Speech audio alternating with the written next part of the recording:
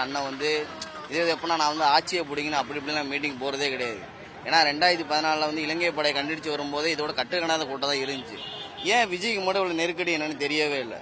ஏன்னா இப்போ வந்து மக்களை சந்திக்க மாட்டாரான்னு சொல்கிறானே தவிர சந்திக்க விட மாட்டுறாங்க. மக்களை சந்திக்க மாட்டாரு. அது மட்டும் இல்லாமல் விஜய் வந்து மக்களை பற்றி நிறைய பேசணும், மக்களோட கோரிக்கைலாம் கேட்கணுன்றாங்க. ஆனால் 20 நிமிஷம் தான் டைம் தராங்க. ஏன்னா 1 மணி நேரம் 2 மணி நேரம் டைம் கொடுத்தா ஸ்டாலினோட ஆட்டம் தண்டாட்டம் ஆடிடும், எல்லாத்தையும் புட்டு வச்சிருவாரு. அது மட்டும் இல்லாமல் தளபதி வரைக வந்து நாகப்பட்டினம் மட்டும் இல்லை, டோட்டல் தமிழ்நாடே காத்திருக்கு. சார் இப்போ அவரு கொஞ்ச நேரம் பேசுறாருன்னு ஒண்ணு, சாட்டர்டே மட்டும் தான் பேசுறாரு, சாட்டர்டே அரசியல்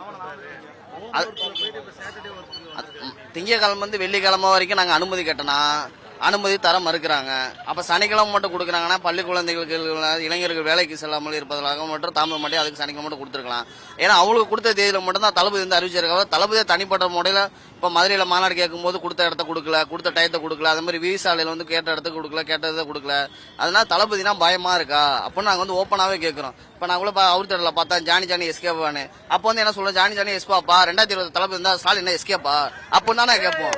அதனால தளபதி கண்டிப்பா மாற்றம் கண்டிப்பா வரணும். இதே நல்லபடியா தமிழ்நாடு அமையணும்னா அவங்களுக்கு பயமே இல்லைன்னா 2026க்கு முன்னாடி சர்க்கார் அமையறதுக்கு முன்னாடி திரையரங்குல சர்க்கார் திரைப்படம் மறுபடியும் ரிலே விட வேணும்.